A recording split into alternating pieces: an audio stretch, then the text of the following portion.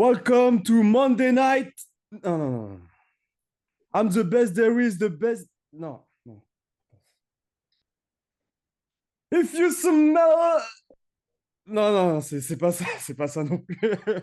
C'est pas ça. Aujourd'hui, on est dans le SAS sur Sport and Spirit et nous avons un invité, Nelson au Navigator, qui est un catcheur. Et on sait, enfin, du coup, moi, je sais très bien de quoi on va parler principalement. Tu sais très bien de quoi on va parler principalement. Bien Mais sûr, ouais. cependant, mais cependant, comme je t'ai dit, il y a une tradition, c'est l'invité qui se présente et commence par parler des sports qu'il a pu pratiquer, qu'il pratique, et pour commencer le podcast. Oh, super, on va commencer. Du coup, je me présente, je m'appelle Nelson Fernandez. Du coup, comme tu l'as si bien préparé, je suis catcheur, Mm. donc un catcheur français. J'ai appris en France, dans une école de catch en France. Euh, Tu demandais les sports que j'avais pratiqués. J'avais Oui, pratiqué, on peut avancer comme ça, hein. ouais, ouais. Euh, J'ai pratiqué un peu de basket. C'était vraiment très rapide, une période de ma vie où c'était surtout au collège, tout ça, où j'avais fait un peu de basket. Mais sinon, j'étais vraiment pas sportif, mais vraiment, clairement pas du tout.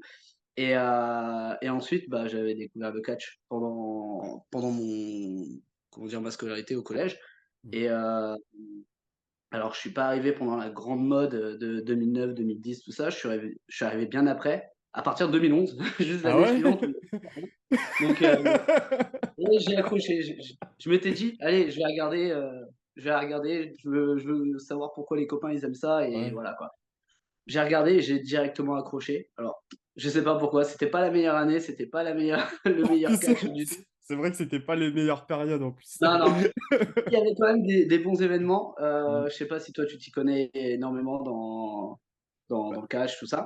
bah, justement, moi, la période 2011, un peu après, du coup, 2010-2011 jusqu'à 2015-2016, c'est la période où, justement, j'ai pas trop suivi. Moi, c'était Voilà, il y a plus... eu le creux. Voilà. C'est ça. Mais t'es pas C'était tout seul, hein, il y en a eu énormément, hein. c'était un petit Et peu pendant plus cette, avant.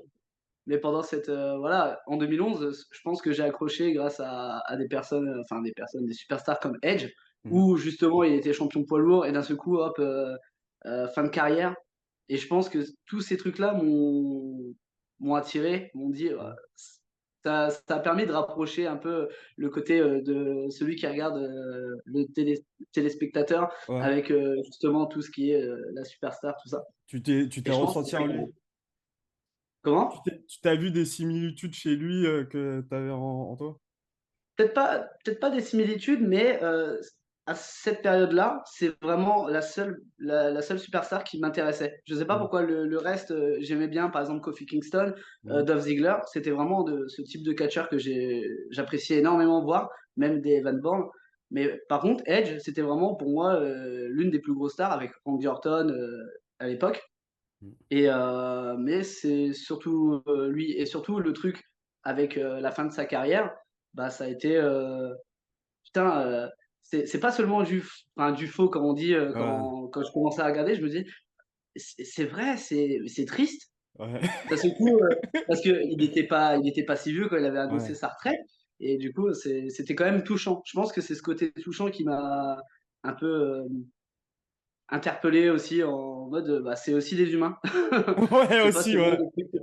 Parce Ouais. que souvent, dans le sport, et surtout quand il y a énormément de personnes, que ce soit dans le foot, le basket, le catch, il y a énormément de joueurs ou de combattants. Et on n'a pas tout de suite ce truc de bah, la personne. On voit le Le sportif, performeur, ouais. c'est ça, voilà, Ouais. exactement. On voit le sportif, mais sa vie privée, tout ça, c'est pas tout de suite ce qu'on remarque. Oui. Donc, je pense que ça m'a beaucoup interpellé. Mm. Mais du coup, voilà, du coup, j'avais commencé en 2011. J'adorais le catch. Et d'un seul coup, ça a commencé à baisser.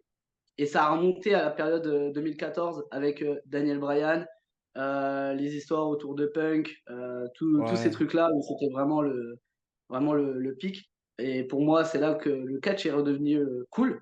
Ouais. Ouais. C'est à partir de là, avec le Yes Movement, Daniel Bryan. que j'ai eu une, comment dire? Pas une remise en question, mais peut-être un Un petit bouton déclic? qui s'est allumé. Ouais, voilà, c'est Ouais, ça et pour me dire: «Et pourquoi pas en faire?»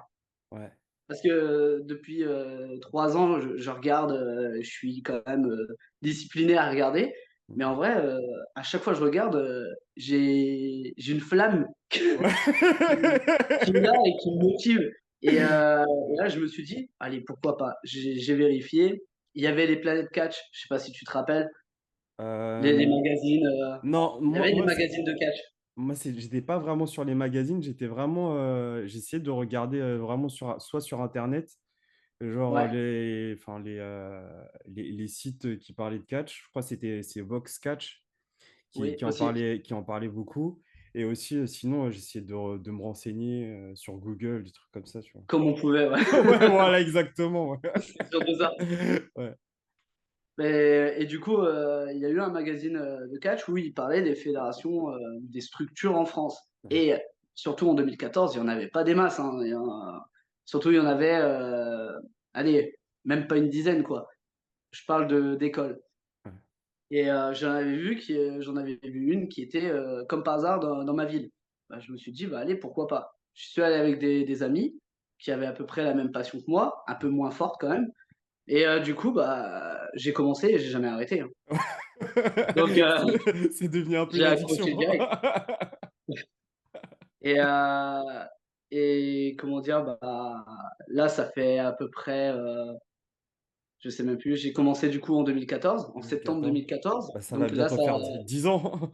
c'est ça, ça fait Ouais, 10 10 ans que je ans. suis rentré dans le sport, le Mmh. côté catch, sportif et hem bah, il s'en est passé quand même des trucs.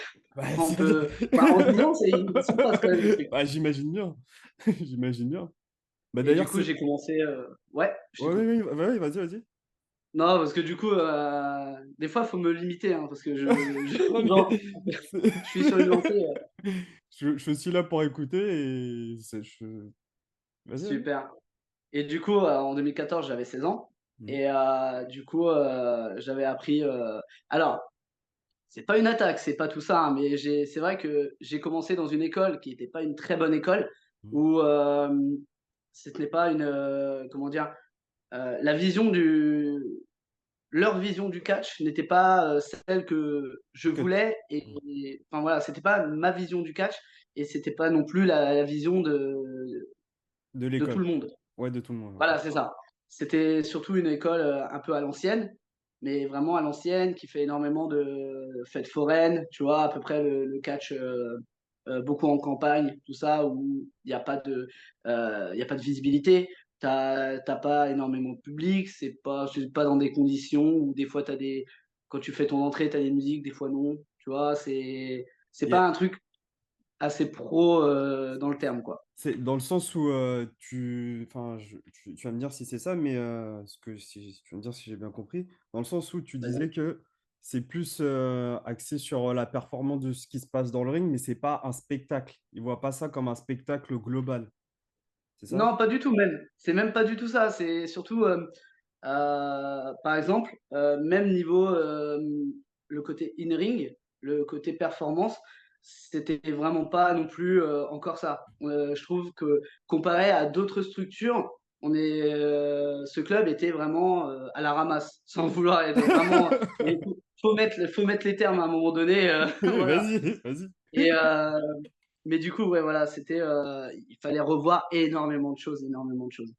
et à un moment donné, en avançant, j'arriverai pas à te dire, à partir de quand, hem, j'ai commencé à faire, des séminaires. Alors je sais pas si tu vois comment ça marche à peu près les séminaires, par rapport au catch? Non, du Si tu tout. veux, des structures, que ce soit en France ou ailleurs, ils organisent par exemple, quelques heures, ça peut être 2 heures, 3 heures ou une journée complète où tu vas dans leur structure et tu peux apprendre, grâce à leur entraîneur, à l'école même, comment ils apprennent leur vision du catch Du ou catch. alors avec des superstars ou des catcheurs professionnels, on peut Mmh. en parler.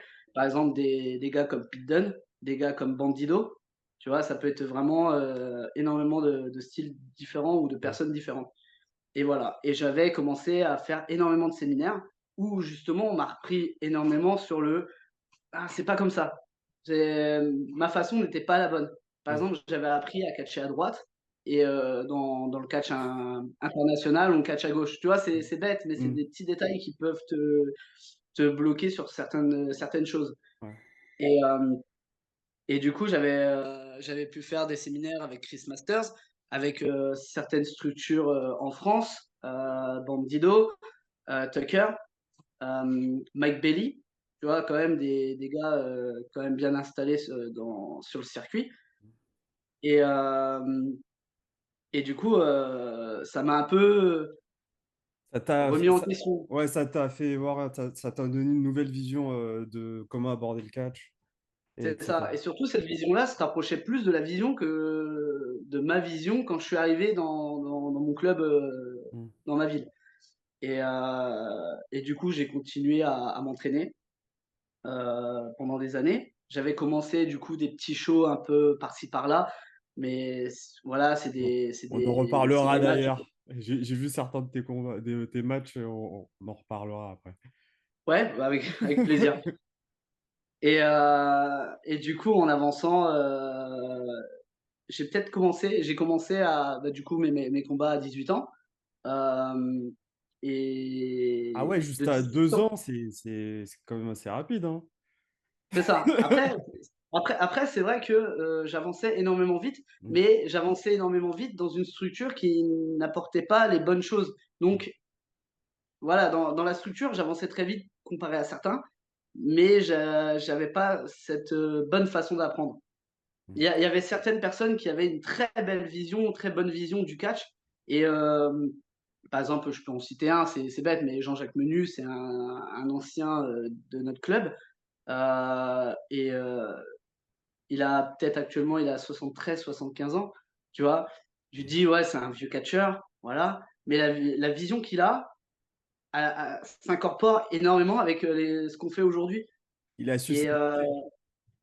voilà, c'est ça et pourtant il aime pas il aime notre catch. Il aime pas le catch actuel, Mmh. le catch, américain, japonais, tout ça, il aime clairement pas. Lui, c'est vraiment le catch français à l'ancienne, mais il s'en fout si ce qu'il veut faire, c'est, d'amener son élève là où il veut et Ah d'accord, ouais. C'est pas voilà, je juste, pense que tu c'est fais le ce que côté je te dis. pédagogue. C'est pas juste, tu fais ce que je te dis et fin, c'est vraiment, il t'accompagne, ouais. Ça c'est vrai C'est ouais, ça ça. c'est vraiment cool ça. C'est ça et il y avait, 2-3 personnes qui étaient similaires à Jean-Jacques. Je préfère voilà, je donne vraiment le prénom et tout, mais voilà, parce que j'y tiens énormément. C'est vraiment Mmh. une des personnes que j'admire et qui m'a vraiment motivé à continuer et du coup, au bout de bah, j'arriverai pas à donner une date. Au bout de combien d'années, mais à partir, il y a eu le covid ou la Ouais, covid, bon bref. ouais, Il y a eu ce moment-là où, le monde a été un peu chamboulé. ouais, arrêtez, ouais. Voilà, c'est ça, ça a vraiment stoppé tout, toutes les machines se sont stoppées. Sauf ce qui se passait là-dedans. Parce que du Ouais. coup, à ce moment-là, j'étais pas encore, j'étais considéré comme jeune catcheur. Mmh. J'étais considéré aussi comme, bon bah, heu, je m'en sors bien, mais pas assez pour aller dans des structures qui continuaient à proposer des shows de catch, que ce soit, en live. Je crois qu'il y avait même sur Twitch, tout ça, je sais même plus si c'était cette période-là, bref. Et du coup, bah, moi, je voyais tous, mes collègues, si on peut appeler ça comme ça, bah, faire des Réussissent. matchs, continuer leur carrière, tout ça et moi, je suis là en train de regarder et il y a une énorme frustration, tu sais? Tu te reposes, Ouais, tu rumines, tu te la demandes question, qu'est-ce que ouais. c'est ça et Vu tu que te le temps dis il et passe et il faut que je fasse un truc, je peux pas ouais, c'est ça, ouais. c'est ça, exactement et du coup, tu te remets en question à chaque fois. Et à partir de 2021 où j'ai repris les combats, bah, je pense que c'est à partir de là où j'ai vu le catch différemment. Dans le sens, le catch pro existe. On peut aller très loin dans le catch, on peut aller dans d'autres pays. On n'est pas forcément enfermé dans un club, dans une structure, on peut Mmh. évoluer autrement. Ouais. Voilà. Je suis parti sur ce principe-là Du coup, j'ai augmenté les séminaires. J'ai commencé à beaucoup plus m'entraîner, à aller voir, beaucoup plus d'écoles, de structures, tout en restant, chez moi quoi, dans mon école Au parce que, Navigador. Tu t'es bien ouais, navigué. pourtant, ouais, Tu t'es bien c'est à partir de là navigué. que c'est né, hein, du coup, le Navigador, ça a été créé à Ouais, partir de 2021 ouais, je et je comprends pense que mieux. c'était vraiment c'était peut-être ce moment-là, il fallait, justement j'avais peut-être besoin de cette liberté, Ouais. cette mentalité à avoir et ça m'a beaucoup aidé Mm. et du coup, c'est là que j'ai commencé à avoir plus de contacts ailleurs, en France, en tout cas Mhm. et heu et du coup, Qui t'ont permis bah, justement de voir d'autres circuits en Europe. Parce que j'ai vu, c'est ça. je crois que j'ai vu, tu avais fait certains matchs, je crois, Ouais, en Angleterre. Et ouais, du coup, c'est grâce aussi à ces séminaires-là que tu as pu avoir ces c'est ça. connexions-là. J'avais commencé, justement à faire des séminaires ou aller dans d'autres structures, à partir de 2022 ou 23? Non 23, depuis 2023, donc c'est quand même C'est assez tout récent. récent, ah ouais. C'est ça. Justement, j'étais parti au Portugal à la CTW, comme, j'ai des origines portugaises, ça me paraissait plus simple et c'est aussi un pays où j'aimerais aussi évoluer là-bas. Je pense que le côté, origine qui parle. Mhm. Et du coup, je suis parti là-bas à un séminaire de Tajiri et de Tamura Mhm. et également, donc des catcheurs, Dis-moi, il crache catcheurs toujours ou bah, ça va, on est arrivé, peut-être il avait plus de liquide et tout, peut-être, le mist, il l'avait rangé quelque part, mais il l'avait pas encore utilisé, donc ça va pour nous. Mais du coup, ça m'a permis de rencontrer des personnes, il y avait des Irlandais, il y avait des, Luxembourgeois, si je dis pas de bêtises, c'est comme ça Ouais, qu'on c'est les ça, ouais. appelle. Il y avait vraiment plein de pays. Il y avait des Suisses, il y a plein de pays ou de personnes qui venaient vraiment d'ailleurs Oui. et ça m'a permis de rencontrer et de créer des contacts tout simplement et justement, les contacts avec l'Irlande, je les ai eus comme ça et ils m'ont fait venir, pour, catcher en Irlande du Nord, Mhm. à la NXJ, qui est maintenant rebaptisée la NIPW. C'est là-bas que tu as combattu Canary Kid. C'est ça, voilà, c'est ça. Et plus tard, j'avais affronté, Combo Cray, donc pareil, dans la même structure. J'ai catché 2 fois là-bas dans leur structure à eux et pareil et là-bas, ils avaient invité, pour regarder leur show, tout ça, Marty Jones, donc un promoteur et une légende du catch, britannique, anglais quoi et justement, cette personne m'a contacté, le lendemain, après, mon match contre Canary Kid, justement. Il Oui. m'avait dit qu'il aimait bien mon physique, il aimait bien mon catch, l'intensité que je mettais, que j'arrivais à accrocher le public, tout ça. Vraiment des voilà, c'est vraiment il m'a Surtout, il y a un truc qui m'avait fait rire, c'était enfin dans ton combat et dans ton match contre Canary Kid, c'est qu'à un moment, en fait, il fait le Canary. Bon, après, tu le contres. ouais, Et ensuite, tu le refais. J'ai fait Ah. ouais, ouais. Et pourtant, moi, je me suis mis une petite épine dans le pied parce que Navigador, c'était beaucoup plus long que, Bird, hein. Parce que lui, juste 4 lettres, hein, moi j'étais parti pour 7-8 lettres. Mais bon, et voilà, mais voilà, jouer avec le public, Ouais. c'est ça aussi. Et du coup, Marty Jones m'a fait venir en Angleterre et c'était pas un énorme show, mais c'était quand même un show assez correct. Dans ce qu'il proposait, il y avait de la musique, il y avait un peu d'éclairage, tout ça et il y avait une bonne ambiance. Et on était nombreux, très nombreux. J'arrive là-bas en retard parce que mon vol, j'étais à 2 heures, de l'aéroport. Je suis arrivé normalement, j'avais 1 heure de route. Ouais. J'arrive là-bas à 1 heure, De avant le retard. show. Ouais, 1 heure avant le show. Ouais et du coup, je fais: «Bon», en essayant, je trouve un taxi, j'y vais directement là-bas. J'arrive à une demi-heure passée, je fais: «Là là, super pour la première fois en Angleterre» et du coup, j'arrive là-bas, je m'excuse et tout, je salue tout le monde. Le promoteur, il vient me voir, je m'excuse parce que même moi, j'aime pas ça, d'arriver en Ouais, retard ou tout ça, ça c'est moi et du coup, classique. il me dit: «Oh, t'en fais pas, tout le monde est en retard». Du coup, je fais: «Bon, bah, écoute, bon allez, ça va, ça me rassure» Et du coup, il me disait que justement mes adversaires, ils sont en retard aussi. Mmh. Donc je me dis: «Au moins, je suis pas le dernier». Voilà. Et du coup, je monte Le 1er des là-haut, retardataires. c'est ça, exactement. Et du coup, j'attends dans les vestiaires, du coup, mes adversaires et là, je vois ça passe, une demi heure, 45 minutes, je fais: «Pouah, quand même, c'est un peu chaud quand même».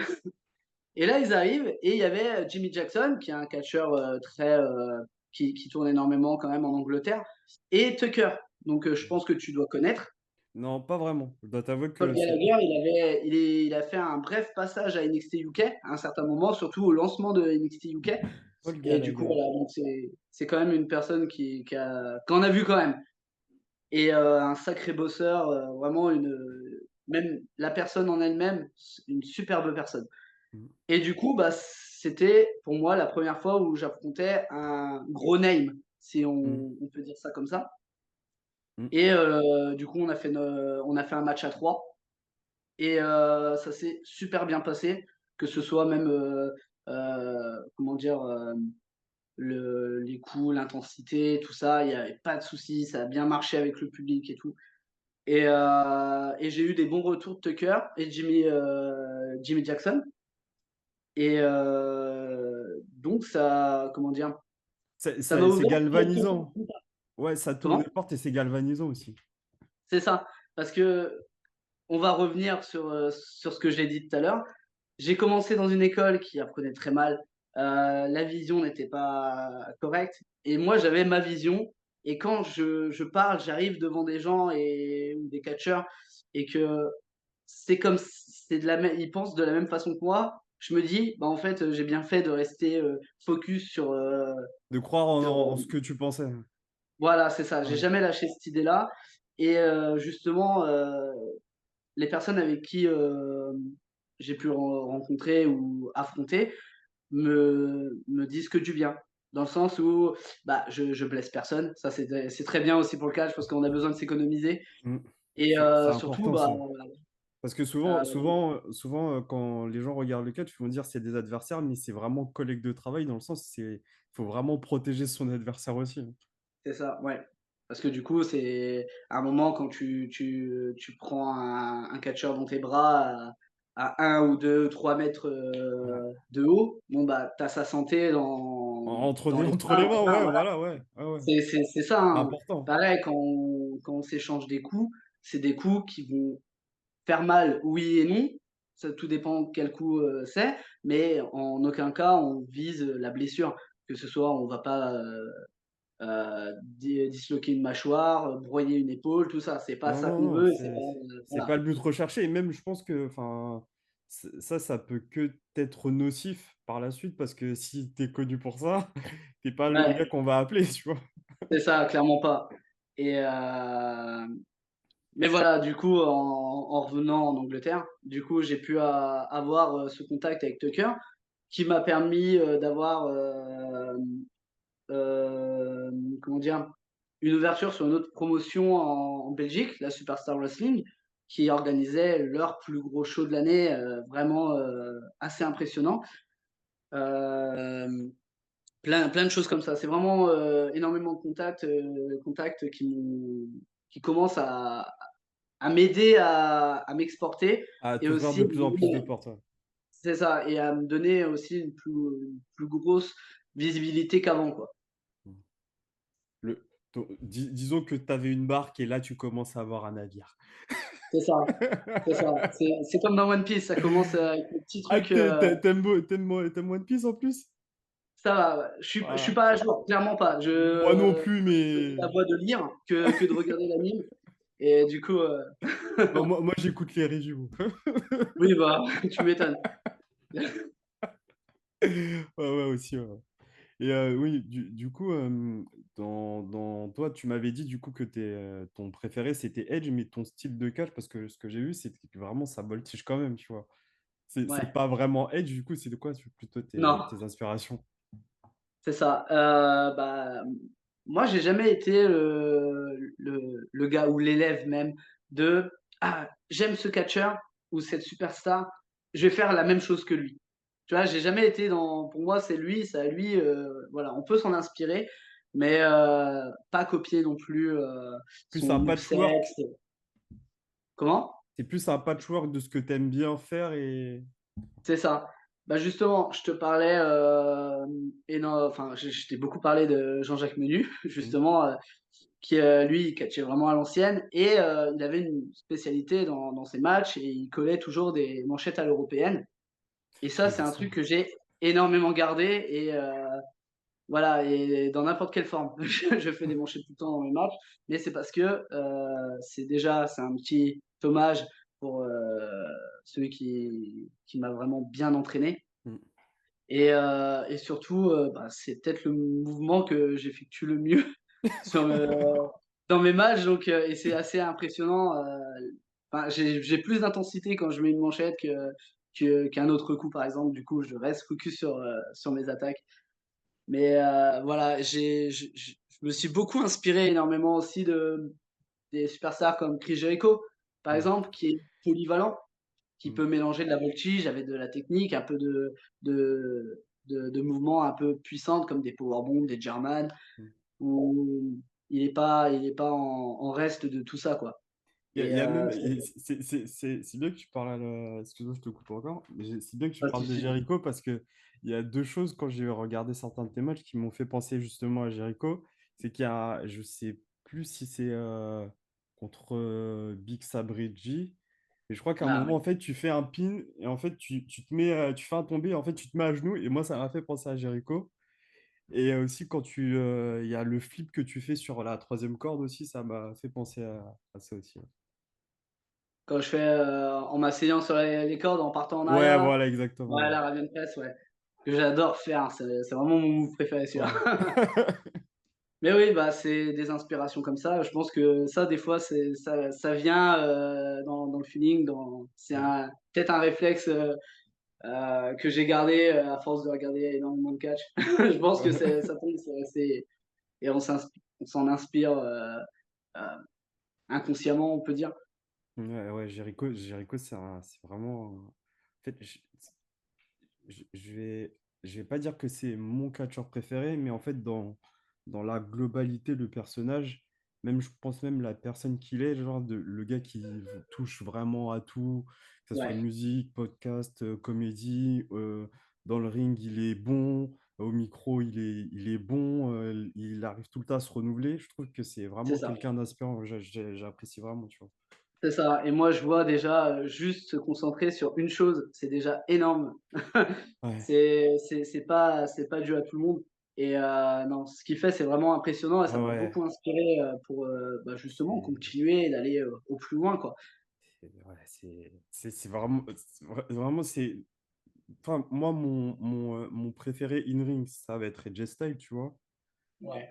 Mais vraiment, au global, Chris Jericho, je trouve qu'il y a tellement de choses à. Enfin, il y a trop de choses qui font que j'apprécie même la personnalité en elle-même, tu C'est ça et même dans leurs matchs, par exemple, même AJ Styles, pour moi, vois. AJ Styles, c'est exactement comme un Chris Jericho. Ils sont Mm, vraiment, excellents déjà niveau in-ring.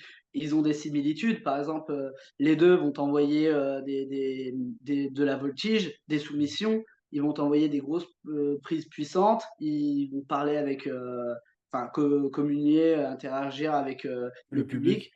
C'est vraiment ils sont vraiment complets et je pense que c'est des superstars comme ça qui sont vraiment inspirantes, qui sont pas juste, hop, je suis bon que dans ça, je le fais à fond parce que c'est vraiment ma spécialité et bon, bah, le reste, je le zappe.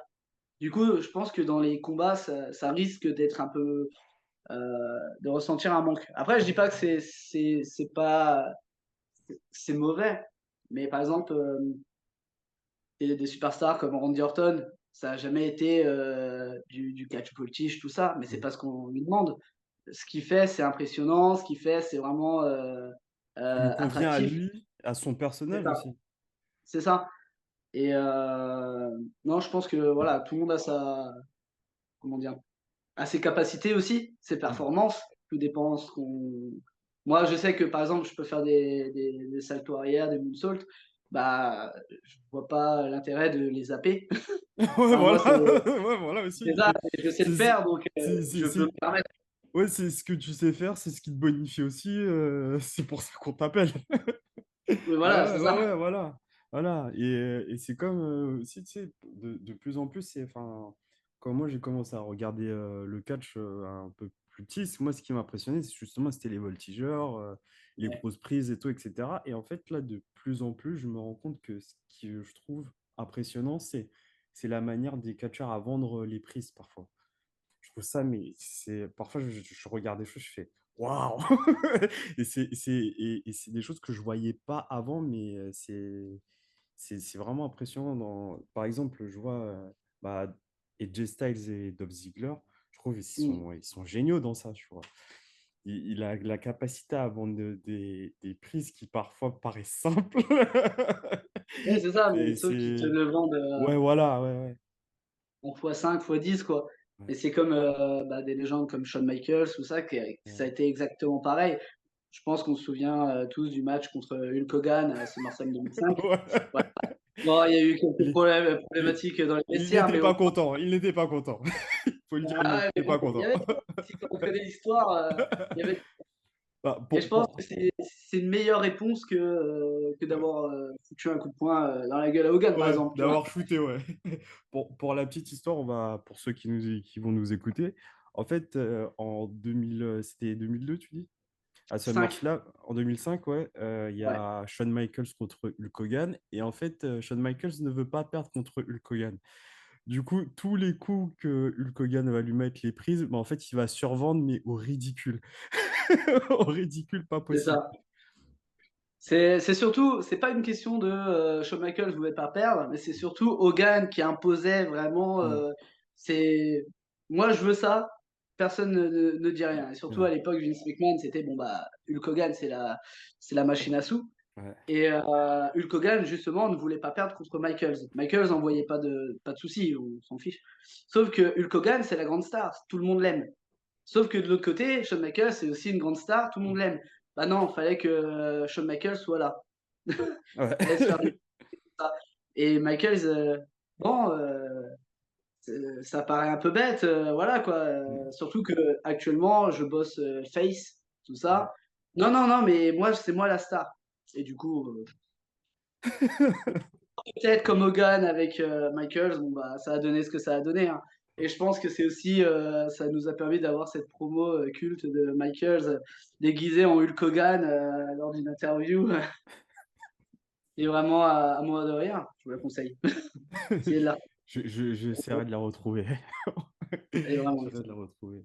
Parce que, ouais, ouais. Mais d'ailleurs, c'est bien aussi que tu parles de ça. C'est au niveau du qui gagne, qui perd. Souvent, peut avoir des conflits d'ego aussi. Des Mm. conflits d'ego. Et ça, je pense que ça doit être quelque chose de difficile à gérer parce qu'en fait, c'est comme. Enfin, en fait, vous devez aussi vendre une histoire dans le ring. Et aussi, vous devez aussi pouvoir vous faire vendre auprès de promoteurs. Ça peut être compliqué de temps à autre. Comment toi, tu arrives à gérer ça? Ah, tout dépend. Tout dépend en fait dans les structures où on va. Il y a des structures avec des promoteurs qui ont déjà tout rempli dans leurs conditions. Souvent c'est moi je veux que tu gagnes. Voilà. Et ce qui est bien, c'est que ça permet au moins de dire, bah, enfin pas de dire, mais d'éviter ce conflit de qui gagne, qui perd. Parce que déjà, dans un match, c'est pas. Enfin, en tant que worker, c'est pas le plus important de savoir qui gagne, qui perd. C'est surtout ce qu'on fait sur le ring. Mais certaines structures, c'est je vous laisse faire, débrouillez-vous. Et là, c'est à nous de voir, bon, on part comment? Parce que du coup, on arrive avec un juste faites ce que vous voulez. Ouais. Nous, on veut bien, ça nous met des libertés. Dans la Plus, créativité, le rythme du combat. c'est ça, on est, le promoteur est moins tintillant, je ne sais plus Moi, comment on dit. pointilleux sur. Ouais, merci, pointilleux sur ce qu'il veut, voilà, sur le truc. Mais tout dépend contre qui on est. Si on est avec des gars qui ont une bonne mentalité et que bon, la conversation se passe super bien, bah, bien sûr qu'il n'y a pas de souci. Moi, je sais que, par exemple, bah, justement, le triple threat avec, Tucker et Jimmy Jackson, bah, on se dit: «Allez, Tucker, c'est la grosse star, bah, on fait gagner Tucker». Tucker, il était en mode: «Bon, Jimmy, tu vas gagner». Tu vois? Alors qu'on aurait pu penser, que non, je gagne, tu vois? Parce que c'est moi Mmh. qui parle, c'est moi qui tu vois? Mais non, pas du tout. Tout dépend en fait les personnes avec qui Avec qui tu avec qui on travailles? est. Ouais. C'est ça, tout dépend, et ça, c'est un truc que j'ai remarqué, bah, plus j'avance dans si on peut appeler ça une carrière, parce que du coup, tout dépend, c'est vraiment au jour le jour. C'est une carrière Mais quand même, hein. si, c'est ça. Et dans la carrière, bah, plus j'avance et plus ça devient simple.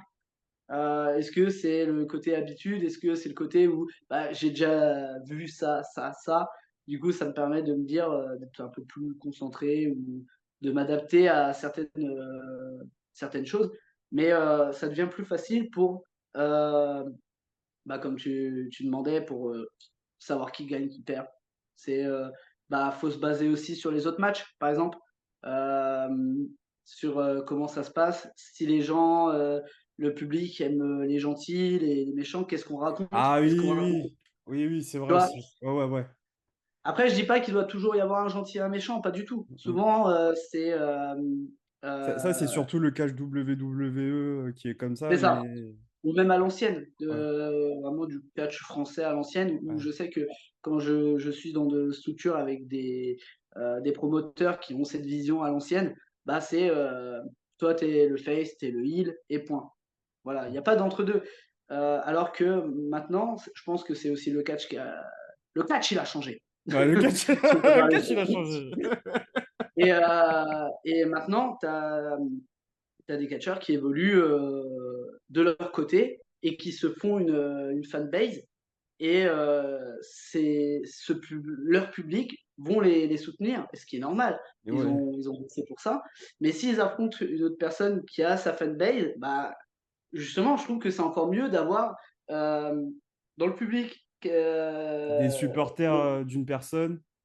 c'est ça et de l'autre côté, pareil Ouais. et je pense que c'est beaucoup mieux comme ça. Je sais que moi, souvent, quand je tombe sur des promoteurs avec cette mentalité-là, à l'ancienne, bah, ils veulent que je sois méchant, mais même en étant méchant, bah, les gens, m'apprécient et m'acclament. C'est un peu, Oui. Ça, ça fait un peu,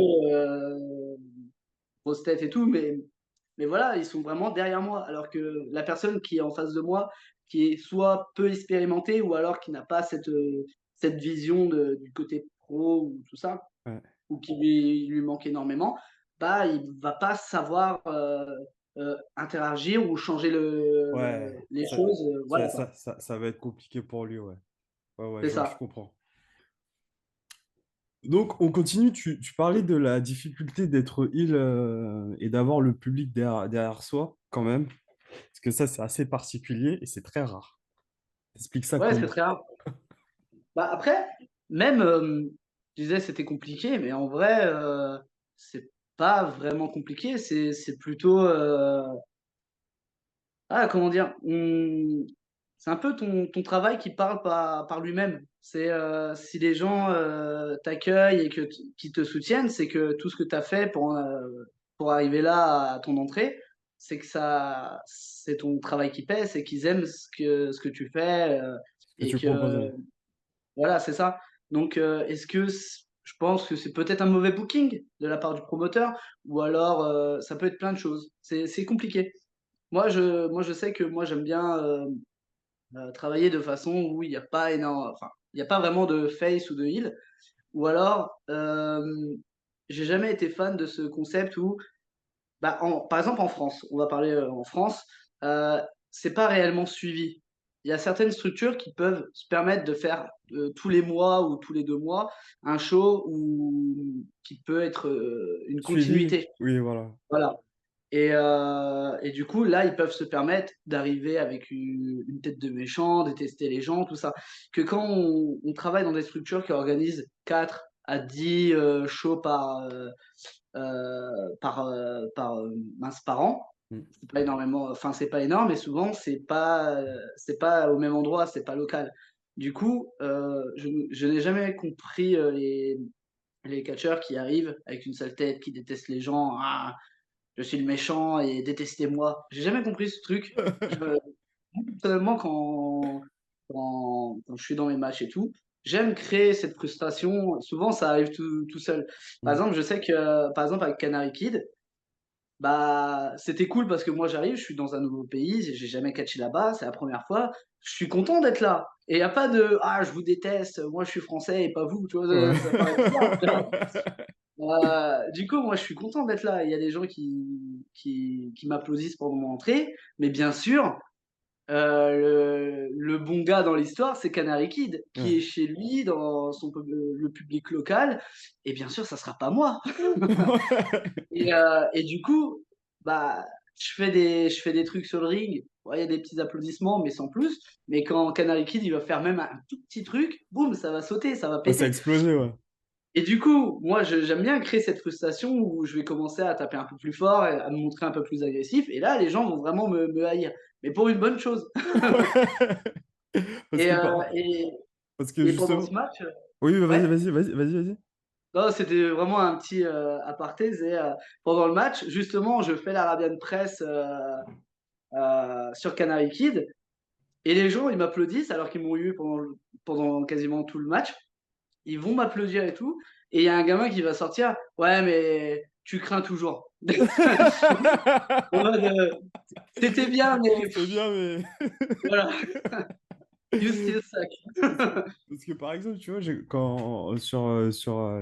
du coup, j'ai pu regarder certains de tes matchs sur YouTube et par exemple, contre El Matador, je te trouve vicieux.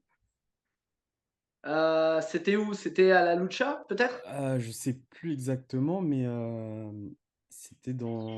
sais plus exactement, mais C'était en tout dans cas un tout petit ring? ouais, voilà. En gros, Ouais, en fait, bah, Yvan qui se blesse au genou et là, tu attaques, vraiment, tu te donnes en à cœur partie. joie, quoi. Bah oui. Tu t'y donnes à cœur joie, tu vois? Mais parce que, je pense que c'est aussi, un peu l'expérience qui parle. Mmh. Déjà le promoteur veut que je sois plutôt heel là-bas et comme c'est une petite structure qui n'a pas énormément de visibilité à part sur YouTube ou Instagram, c'est quand même déjà ça, c'est déjà Ouais. très bien. Mais du coup, ça m'a permis aussi, grâce à cette structure-là, de travailler, de remanier ma façon de catcher. Dans le sens où je bossais énormément en face, mais là, ça m'a permis de travailler mon côté un peu plus agressif.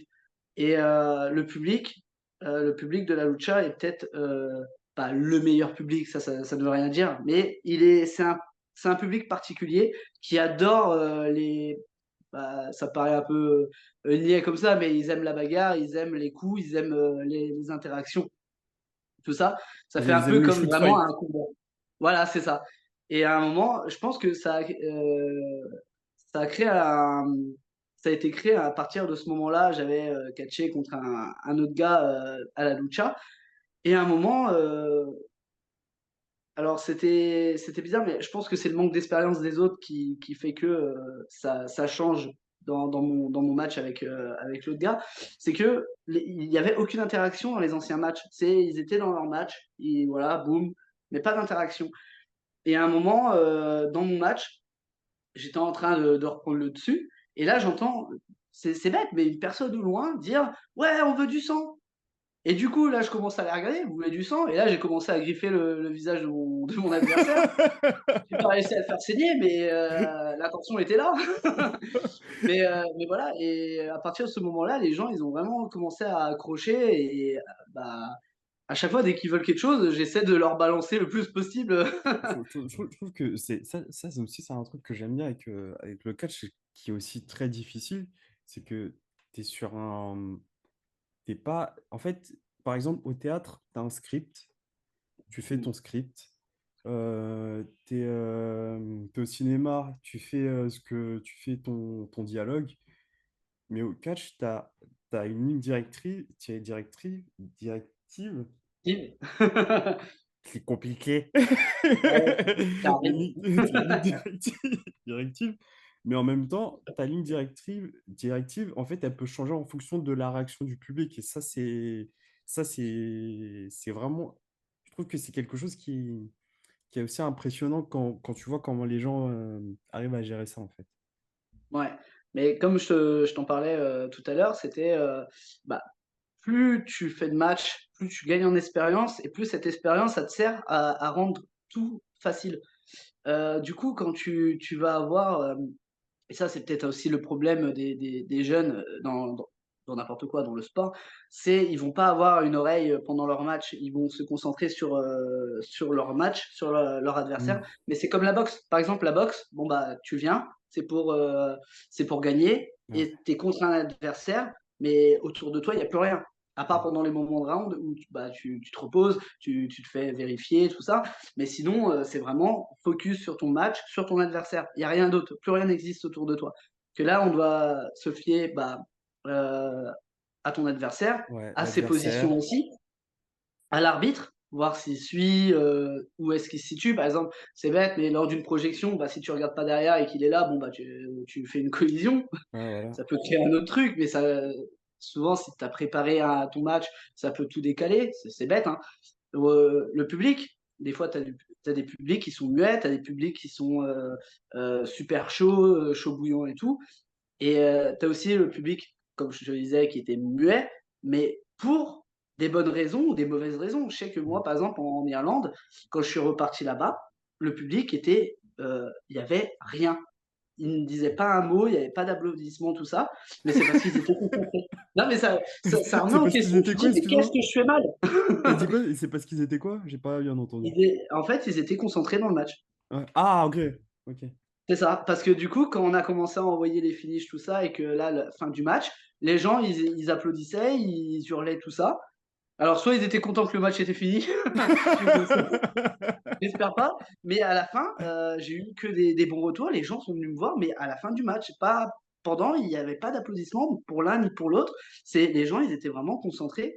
C'est, je pense, un peu comme le public japonais qu'on voit souvent, à la NJPW, tout ça, où ils sont très, très Ouais, muets, c'est très calme, ils sont assis, c'est ça. t'entends tout ce qui se passe sur le ring. Ouais, C'est voilà, ça, ouais, ouais. et mais ils sont concentrés, ils regardent, et c'est un peu la façon de respecter, le travail. C'est pas partout pareil, c'est des fois tu tombes sur un public, et ça, quand j'ai commencé le catch, je me posais énormément de questions et je me disais: «Comment faire si on tombe sur un public, je dois faire le gentil, personne m'applaudit?» Tu vois? Ou si je fais le méchant, personne me hue, tu vois? C'est des questions bêtes, mais comme je t'avais dit, si on te dit: «Bah, c'est comme ça, il y a rien d'autre, ça doit être comme ça». OK, Comme, mais si comme, les comme, conditions changent, comme AJ Styles à Backlash, en gros. autant C'est dur. les gens, le public, bah, connaissent l'histoire. Ils Ouais, savent que Styles, c'est le gros méchant de ouais, l'histoire, c'est le mec qui doit pas gagner. ouais. Mais pourtant, c'est bête, mais moi, je sais qu'à SmackDown, à un moment, il y a Cody Rhodes qui lui a mis en valeur, qui l'a mis en valeur par rapport à ce qu'il a accompli hors Mm. WWE. Les gens, ils se sont arrêtés de chanter, de tout ça, et ils ont commencé à applaudir. Parce que oui, le mec, c'est la storyline qui veut qu'il soit méchant, ou c'est lui, tout ça, il y a pas de souci, mais on peut rien retirer en son mérite, son travail, Ce qu'il tout fait, ce ouais. qu'il a accompli, c'est là. Ouais. Et c'est ça aussi la mentalité qui change aussi par rapport au public, où avant c'était méchant, gentil, point. Maintenant, il y a beaucoup Et plus de nuances. Ouais, c'est beaucoup ça. plus de nuances. Tu sais, par exemple, tu vois, un truc, là, en ce moment, Drew McIntyre, j'arrive pas à savoir s'il est heel ou face. Bah, moi Ce qui me en fait fait, trop j'adore rire. le détester. Là, par exemple, tu vois, il y a eu le DLC là, de Punk, sur, 2K24. Bah, il a lâché en mode, «Ouais, regardez, son MG Moment, bah, il arrive à se blesser, le premier jour», tu vois? Ouais, ouais, ouais, ouais, j'ai vu. C'est Il, incroyable. il est trop drôle. Il est trop Et drôle, ouais. ça crée justement ce truc où on a envie de les voir se détester, quoi. Ah ouais, ouais. Et Ouais, pareil, Punk, il est gentil ou il est méchant, tu vois? On sait ouais, pas. voilà, on sait pas. Et et Ouais, c'est vrai qu'il y a il y a beaucoup de nuances. C'est plus blanc-noir, c'est vraiment. c'est ça. T'as des caractères et en fait, tu sais. Le truc, c'est pas est-ce qu'il est méchant, est-ce qu'il est gentil, c'est qu'est-ce qu'il va procurer, qu'est-ce qu'il va nous faire ressentir. Ouais, Alors que tu remontes il y a 14, ouais 14-15 ans maintenant, ouais, c'est Orton cliché, quoi. Cena Ouais, tu sais Orton Cena, clairement. tu vois? C'est, le heel par excellence Orton contre le gentil, le héros américain, John Cena, tu vois? Et Ouais, impossible que John Cena pouvait être hué, ouais, malgré impossible. qu'Orton était aussi bon que lui, quoi. Donc Ouais, ouais, ouais, ouais, donc ouais. quand tu vois maintenant les storylines changer, les histoires changer, mais aussi, je pense que c'est aussi un truc par rapport à la pop culture qui a beaucoup changé. Les gens aiment les méchants, tu vois? Comme, Dark Vador, Thanos, Thanos, ouais, ça c'est tu vrai vois? Par aussi, exemple ouais. Ça c'est vrai et aussi, ouais. c'est un truc, Killmonger aussi, tu vois? Je sais Ouais. que, c'est des antagonistes qui, bah, les Bah, gens du ils coup, aiment ça. enfin, Doflamingo dans One Piece aussi, tu vois. Pareil, pareil. Il y a le truc, c'est pas il est méchant pour être méchant, mais il est méchant avec certaines raisons et même il y a certains agissements où tu dis, en fait, il est pas vraiment méchant. Tu C'est vois? ça.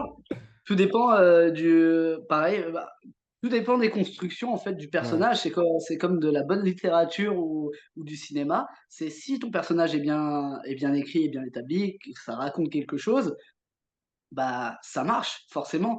Par exemple, Thanos, il y en a plein qui sont sur: «Ouais, mais il a raison quand même, hein». Tu vois? Alors que peut-être pas, tu vois? Il y a d'autres façons de le faire. Ouais. Il y a d'autres façons de le faire, Ouais, mais ouais. Bah, tu vois, par exemple, le personnage de Roman Reigns, là, sur ces dernières années, là, je suis en train de me refaire de 2020, de août 2020 à là, maintenant, là. Et vraiment, son personnage de Tribal Chief, mmh, c'est vraiment. C'est- la nuance, elle est en fait, c'est un sale type, mais c'est pas juste un sale type comme ça. Tu commences à comprendre que, en fait, lui, il veut de la loyauté parce qu'il en a pas eu avec Seth Rollins. ouais, déjà, Tu- on va commencer là, hein. Ouais, voilà. Tu comprends que c'est ça, qui entre guillemets devient détestable parce que il a essayé d'être un bon gars, mais le public l'a rejeté. Et en fait, au Ouais, c'est ça. final, le public l'acclame, alors que en vrai, c'est devenu un sale type, quoi. Et regarde, depuis les dernières semaines, c'est des We Want Roman. Tu Ouais, vois? C'est voilà. bête, mais alors que tu remontes en 2015, jamais de la vie les gens ils allaient chanter ça, Jamais. hein. Ah non, jamais. Mais tu sais que même Mais moi, tu sais, c'est devant mon écran, moi, tu sais, que quand il arrive à Haro, c'était même un moment que j'attendais, quoi.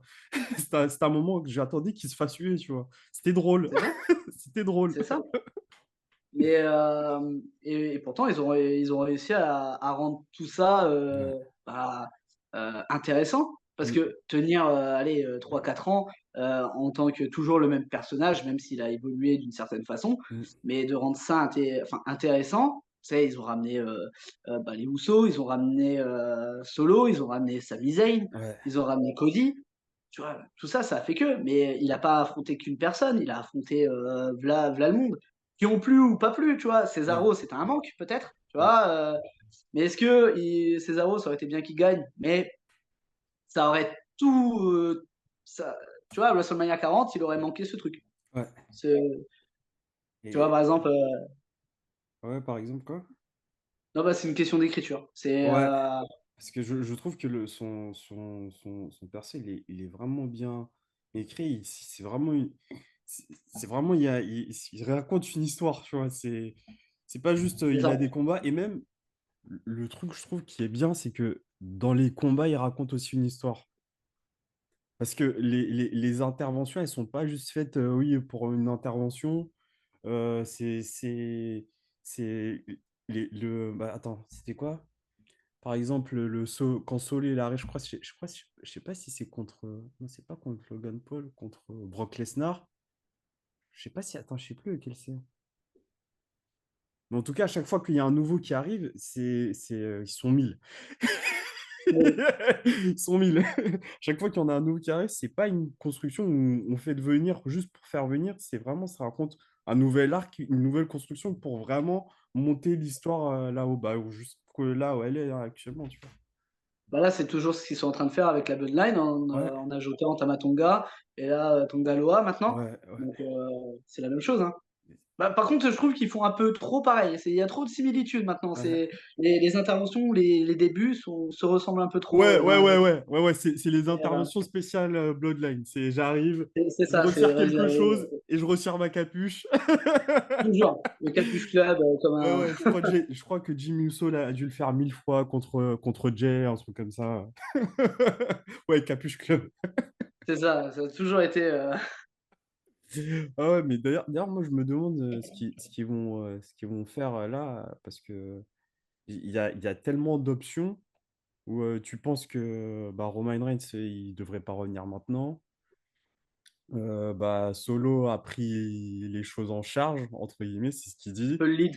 Ouais, Ouais, un peu voilà. le lead. T'as bah, du coup ce qui s'est passé à Backlash quand Paul Heyman il croise Jey Uso. D'ailleurs, ces têtes de Paul Heyman, c'est. Waouh, Ouais, incroyable. En mode, ces expressions à chaque fois, elle est cool. c'est magnifique. Ouais, il y a beaucoup d'options et je trouve il y a vraiment une écriture et même aussi ouais, voilà, dans ces combats, dans ces matchs. Il y a toujours un truc Bloodline où en fait il y a un chaos. Il y a le chaos constamment en fait. Et c'est Mmh. vraiment pas un chaos juste un chaos, c'est un bon chaos, tu vois. C'est ça. Mais par exemple, là, ce qui s'était passé, par exemple, à WrestleMania 40, bah, c'était un champ de bataille. Tu vois? Ouais, C'était rien d'autre qu'un champ de bataille ouais, ah ouais, ouais, avec ouais, les totalement. interventions, tout ça, C'était les Avengers. c'était ça, c'était Endgame. Ouais, C'était voilà. Endgame. C'était Endgame, voilà. Mais C'était Endgame. tu vois, comme tu disais, il y avait que des interventions, mais justement, WrestleMania 40, bah, il y avait le côté où tout le monde en avait marre des interventions. Dès qu'il y avait une intervention, il y avait quelqu'un Ouais. pour, justement stopper ces interventions qui ont saoulé tout le monde pendant toutes ces années. Là, ça a raconté quelque chose. Ouais, et bah même du coup aussi bah, le coup de chaise à la fin sur Seth Rollins, c'est aussi, tu vois, c'est. C'est bête, mais même moi, je le voulais, tu vois? Je le voyais à l'écran, j'étais en mode: «Fais-le, fais-le au moins», tu vois? C'est traîne depuis 10 ans ça. Ouais, voilà, même ça aussi, ça raconte quelque chose. Je trouve ça, c'est magnifique parce que il raconte pas juste une histoire sur 3-4 mois. Là, c'est une histoire, c'est 10 ans, là. Là, c'est 10 ans. Donc, là, là, ils ont milqué la chose sur 10 ans, en gros, tu vois. Je trouve ça génial. Par contre, tu vois, enfin, pour revenir aussi à un de tes matchs, tu vois, par exemple, dans le type de match que tu as pu avoir contre Tom Travis, c'est le genre de match où, en Ouais. fait, moi, quand je regarde ce genre de match, j'en ai rien à faire de savoir qui est heel ou face, en fait. Parce que c'est Mmh. juste beau à voir. C'est juste beau à voir. Le Et rythme, Tom Trevis, ce qui l'intensité, est cool, c'est que c'est un mec, c'est. très, il est expérimenté. Je Mm. pense que, hem, là, c'est la personne qui parle, hein, quand je dis ça, mais je pense que Tom, il a vraiment besoin d'aller ailleurs, de voir plus de trucs. Parce que c'est vraiment un excellent catcheur. Franchement, à mes débuts à la FRPW avec, Ace Angel, qui est mon partenaire, pour le rappeler. Et du coup, on avait, justement fait nos débuts en équipe contre le clan, donc Tom Travis et à l'époque, Andrew, il me semble que c'était juste Andrew. Et justement, là, on n'avait pas fait tout le match ensemble avec Tom, mais il y a eu un truc, il y a eu un feeling Une qui alchimie, s'était ouais. passé. Ouais. Ouais. Et là, c'est un peu le côté, vestiaire qui parle. L'année d'après, du coup, bah, en 2023, on m'a fait venir le match que justement tu étais en train de parler. Ceux qui ont booké le match et tout, ils sont venus me voir pour me dire, bah, Tom, il est champion. Il avait gagné le titre au show précédent et ils lui ont demandé qui c'est que tu voulais affronter et c'était Nelson. Nelson était en premier nom de liste. Donc franchement, ça m'a Ouais, vraiment fait plaisir. Et du coup, il m'a dit que c'est vraiment un truc il voulait vraiment m'affronter. Et bah, ça tombait bien parce que moi aussi. Et en ça plus, tombe pour bien. le titre, c'était parfait. C'était Et du coup, FRPW, c'est ça? c'est ça, FRPW, c'est ça. C'est une ligue d'où? Parce que j'ai pas pu. À, Alors c'est exactement à Pessac, mais c'est Bordeaux, c'est aux alentours de D'accord. Bordeaux. Donc voilà, ça permet de se situer. C'est une structure qui est quand même assez loin de tout ce qui peut se passer autour de RIX, ACC, APC, tout ce qui est en haut. C'est vrai que c'est l'un des problèmes avec les structures en bas de la France, c'est que ça commence à créer un petit réseau catch au niveau du sud, mais c'est pas encore ça. Parce que C'est vraiment il me semble que sur Paris, il n'y a que APC, non? Il y en a d'autres, soit qui parlent énormément, soit peu. FFCP, il me semble. FFCP. Je ne sais pas. De quoi? Non, tu disais FFCP, je les note en même temps. Ok, donc FFCP, il y a la WS, mais ça, c'est vraiment des structures à l'ancienne où ils aiment bien rester un peu en retrait. Il n'y a pas Mm. de gros visuels, pas d'Instagram, tout ça. Mm. Il y a très peu de trucs. Mais c'est vrai que dans cette zone-là, bah, c'est pas toujours les mêmes, mais c'est souvent ces trois-là qui parlent le plus, hein, RX, CACC, APC, c'est vraiment les trois qui tournent le plus en France. Maintenant, Banger Zone qui s'installe un peu en France depuis quelques mois, quelques temps, ça a une meilleure comment dire, production française, on Ouais. peut dire ça comme ça. Mais oui, pour en revenir à FRPW, oui, avec Tom, donc il y a eu ce passage où il voulait que ça soit moi son premier adversaire pour le titre, donc c'était cool. Le match, ça s'est très bien passé. Il y a juste le moment à la fin, je sais pas ce qui s'est passé, lui non plus, il est tombé, il a glissé de la troisième corde, donc je pense que tu l'as vu ce moment-là. Mm. Mais, mais sinon, le reste, c'était incroyable. Et c'est peut-être le, le, le premier match celui-là et celui avec Big Sabri Junior, où il y a eu un truc qui s'est créé. Je sais pas quel match tu as vu avec Big Sabri. En fait, j'ai vu le gauntlet et Ouais, j'ai vu un second match. Ouais, ouais, j'ai vu un le 1 second contre 1. match. Ouais, ouais, ouais, en simple, ouais. C'est ça. Du coup, le 1 contre 1, c'est le premier match qu'on a fait ensemble et le Gauntlet, c'est la deuxième fois où on s'est Ouais. retrouvés. Et à partir justement de chez Ayakach avec Big Sabri Junior, euh, à partir de ce moment-là, alors ça c'est vraiment que dans la tête et dans l'esprit du sportif, j'aimais rarement mes matchs. Il y avait toujours un truc qui me plaisait pas. Que ce soit, T'es assez alors j'ai une exemple, perfectionniste. c'est ça, j'étais très pointilleux sur telle ou telle chose, c'était comme ça et voilà. Et à partir de ce moment-là, j'ai commencé à me relâcher, dans le sens où bah, j'aime ça, j'ai envie de faire au mieux et tout. Je suis contre des gens qui sont vraiment excellents, que ce soit dans la personnalité, en tant que personne, et niveau in-ring ou tout ça. Il y a vraiment actuellement des jeunes qui ont vraiment un énorme potentiel. C'est vraiment agréable de bosser avec des gens motivés. Et avec Big Sabri Junior, c'est à partir de là où j'ai commencé à aimer mes matchs. Donc, bah, il s'est passé ce qui s'est passé avec Big Sabri Junior, où j'ai pu faire quelques flips, tout ça. Même l'accueil du public a été dingue parce que, bah, comme avec Canary Kid, Big Sabri, il était chez lui. Ah, ça C'était sent. un, Ça sent. ouais, c'était un local et tout. Et c'était aussi pour lui, c'est la première fois qu'il commençait à faire des matchs en solo et hors tag team. Du coup, moi, c'était ma première fois à Aya en tant que solo, et lui, pareil.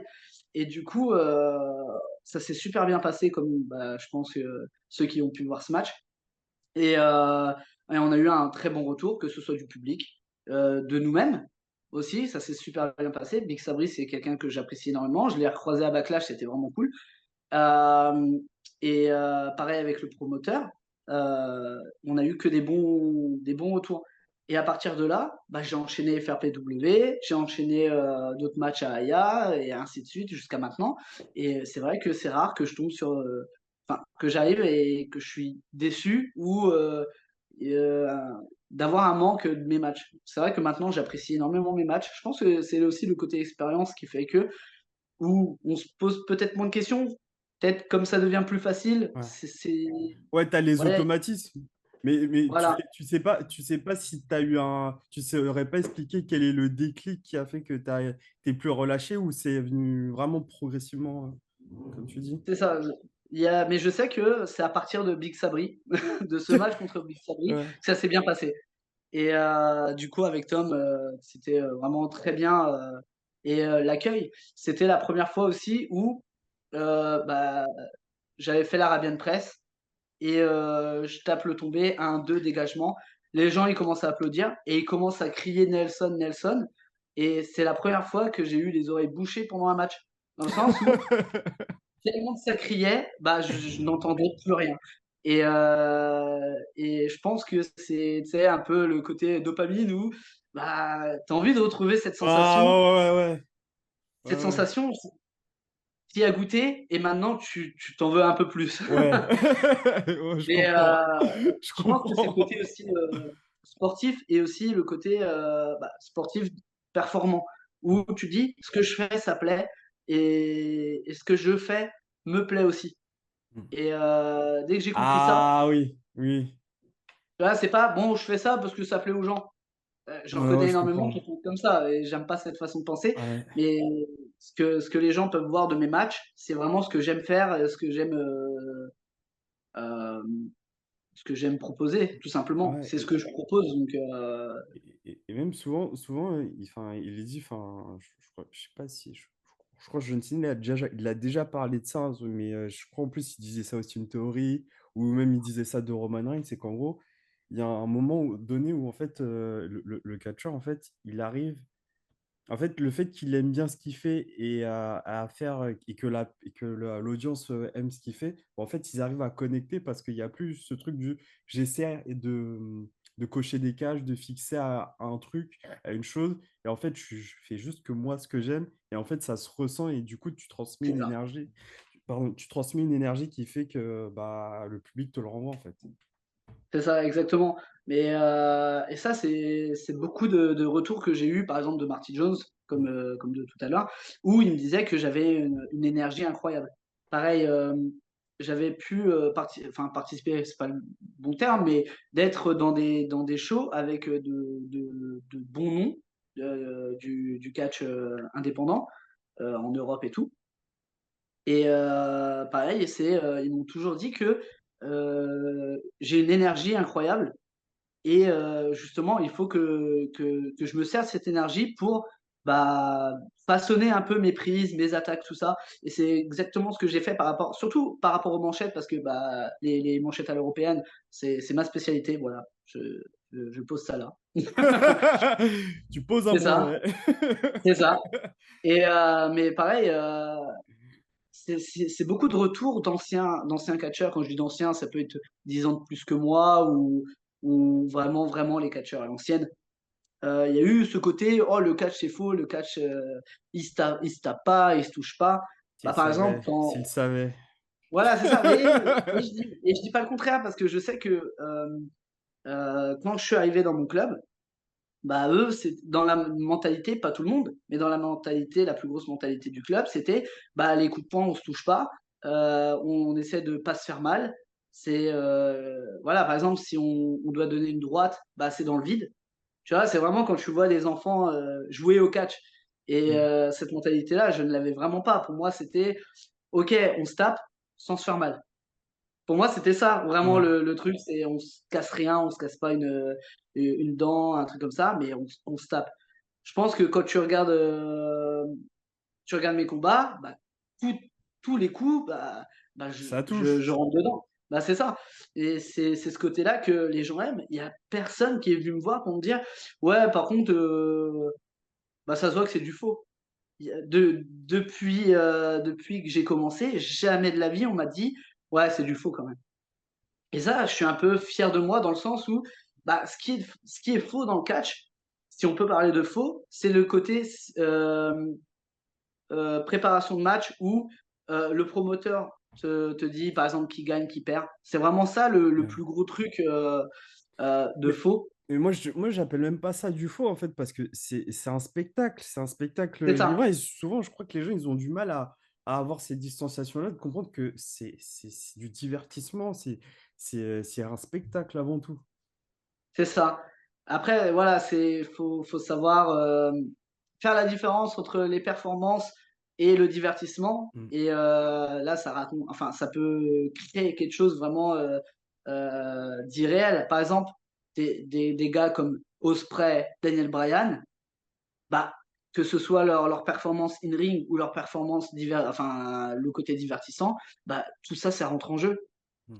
S'ils venaient et ils faisaient juste des prises sur le ring, bah, ça serait d'un ennui mortel. À part s'ils sont dans le côté MMA. Les gens sont préparés pour que le MMA soit violent. C'est des prises au Oui, sol, voilà. c'est du grappling, des trucs comme ça, des coups dans la gueule et tout. Bah, les gens, ils disent: «Ah, ça, c'est un vrai sport». La boxe, c'est pareil, tu vois? Le foot, c'est pareil. C'est tout ça, c'est le côté sportif. Mais c'est aussi le problème du catch, le côté sport, divertissant. On sait pas où le situer. Pour moi, c'est quand même une performance sportive, quand même. C'est une performance. C'est ça, En fait, je pense qu'il y a des gens qui se rendent pas compte, déjà, c'est dur. mmh, Tu mets vraiment ton corps en danger. Ta santé, elle peut en pâtir et c'est dur, quoi. C'est dur. C'est pas... Encore, si tu vas faire du MMA, de la boxe, tu dis, ouais, le gars, il va mettre des coups, il va prendre des coups. Là, tu, tu vas en prendre des coups, mais je sais pas comment t'expliquer ça. Pour moi, c'est quand même du sport. C'est pas, t'arrives et t'as aucune notion. C'est c'est pas ça. facile. C'est pas Non, facile. clairement pas, puisque déjà, tu as des heures et des années d'entraînement Ouais, voilà. pour, heu, pour pouvoir être bien dans le sens où tu es safe sur toi, tu es safe sur les autres. Et ça, d'avoir ces 2 là, c'est déjà le plus gros point essentiel selon moi. Et ensuite, tout ce qui va être travail d'apprendre une prise, c'est ce qu'il y a de plus facile dans le catch, d'apprendre une prise. Si tu sais faire un salto arrière, bah, un moonsault, c'est super simple. Mm. Après, bah, ça va devenir plus compliqué si tu fais un moonsault à l'extérieur depuis, la 2e corde. Moi, c'est ce que je Ouais. fais. Je fais Avoir des des repères, saltos à ouais. l'extérieur, tu vois? Bah, si jamais je manque mon adversaire, je lui tombe pas dessus, bah, soit je m'éclate, à côté. Tu vois? C'est vraiment, Il y a aussi comprendre les mouvements de l'adversaire parce que du coup, encore par exemple, enfin, comme par exemple, il y en a certains, tu les connais pas. ouais, Je suppose que tu es déjà arrivé contre un gars, tu le connais pas, tu jamais vu de vidéo de lui, tu t'es jamais entraîné avec lui. C'est aussi comprendre le prochain move qu'il va faire. ouais. Et ça Et aussi, ça, c'est compliqué ouais. aussi. Faut savoir anticiper ça. C'est pour ça que moi, personnellement, en tant que worker, quand je prépare des matchs, j'aime bien savoir ce que la personne fait. Ça veut rien dire en aucun cas que tout ce qu'on va parler, ça sera fait sur le ring. Mais si jamais il y a ce moment où on fait un peu ce qu'on veut, qu'il y a certains gars qui aiment bosser de A à Z, leur match est préparé, tout est préparé C'est des horloges de, suisses. exactement, du premier son de la cloche jusqu'à la dernière, ça y est, tout est prêt, au millimètre près. J'ai jamais aimé cette façon de bosser. J'aime bien justement ce côté liberté où, allez, il y a trois moments importants et c'est tout ce que j'ai besoin de savoir. Le reste, ça va être de l'interaction avec le public, l'interaction avec l'adversaire. C'est ce côté où je peux me faire plaisir, un peu de l'impro, quoi. C'est de l'impro, tout Ouais. simplement. Et ça permet de, justement, comme tu en parlais, de jouer avec qui on est vraiment et de le transmettre au public. Et bah, tout simplement s'amuser tout en performant, tout ça. Mais euh, pourquoi on parlait de tout ça? Là, j'ai eu un bug d'un seul coup. Je sais plus du tout. Je sais plus du tout. Je Et, sais plus du tout, mais comme je t'ai dit, parfois on va sur, on va, on parle et en fait ouais, on s'écarte peut-être du sujet. Après on repart. Mais même de toute manière, en plus là, comme là on est sur la fin du podcast, je sais plus exactement ce qu'on disait, mais quand on va le réécouter, on va s'en souvenir. Et c'est ça. de toute manière, j'espère que tu pourras revenir. Tu pourras revenir et que tu voudras revenir. Moi, c'est avec plaisir que je te réinvite. Et je voudrais vraiment finir ce podcast sur une chose, c'est que moi, je suis vraiment admiratif des catcheurs, des combattants, parce que perso, je- moi, à mon sens, je sais que c'est pas une question d'argent, c'est pas une question de gloire, c'est vraiment de la passion, parce que, comme je te dis, tu vas mettre ton corps, ta santé en danger. En vrai, c'est que vraiment tu es passionné parce que souvent on voit souvent les gens ils voient les grandes stars, les gens en lumière et tout, mais c'est beaucoup beaucoup de travail, du doute, c'est éprouvant. Parfois, je suis certain que tu rentres chez toi, t'as mal partout et tu te dis, est-ce que peut-être que je vais arrêter? Bah non, en fait, je continue parce que j'aime ça. Parce que j'aime ça. Pour les combattants, mais aussi pour, tout simplement pour les sportifs, les athlètes, Ouais. où, heu, pourquoi il y en a qui partent à 40-45 ans en retraite, si on peut parler de Mhm. ça comme ça, parce que le corps ne suit plus à un moment donné, parce que, bah, je connais plein de personnes, moi-même j'en ai souffert à un moment donné, le surentraînement, ça peut être aussi psychologique. Il y en a qui tiennent pas la route pour, se dire de voir, la dureté de la chose. Dans le sens où, bah, comme tu disais, c'est éprouvant. Oui, ça l'est. C'est éprouvant pour le corps, pour la tête, parce que du coup, actuellement, je ne suis plus associé à un club. Je sais que maintenant c'est, de la débrouillardise. C'est moi qui vois à recontacter avec des promoteurs. Il y a des promoteurs qui continuent de me reproposer, des shows, mais ainsi de suite. Mais c'est tout le travail aussi qui fait que, le côté solitude. Je trouve qu'en tant que sportif, on se sent énormément seul à un certain moment. Mhm. C'est ce que, Actuellement, oui, c'est ce que tu dis-le. disais en début de podcast quand tu parlais d'Edge, où on voit les catcheurs, mais en fait, on oublie qu'il y a des gens aussi, des êtres humains, tu C'est ça, on oublie la personne elle-même, vois. Ouais, ou le Adam Copeland. ouais, Justement, voilà. on on voit plus lui, on voit vraiment Edge, The Rated Superstar, c'est lui, et on s'en fout de la personne. Mm. Alors que non, justement, c'est ce côté humain qui est attachant et qui aussi, intéresse pour savoir, bah, comment Et il qui vit donne, au quotidien. et qui donne aussi la beauté du sport. Ouais. C'est Et ça? ouais. Et c'est pour ça que vraiment aussi, moi, je te souhaite vraiment de prendre soin de toi, Merci. d'avoir une longue carrière et de vraiment aller au plus haut possible parce que je pense que tu le mérites vraiment. Et, Merci, c'est gentil. et j'espère qu'on va se revoir, enfin, qu'on pourra Oh, en plus vite quand même. reparler au plus vite, qu'on pourra en reparler. Et je vais dire aussi au revoir aux auditeurs, ceux qui sont restés jusque-là. C'était Sport and Spirit. Ça se passe ici. Merci encore, Nelson. Merci à toi.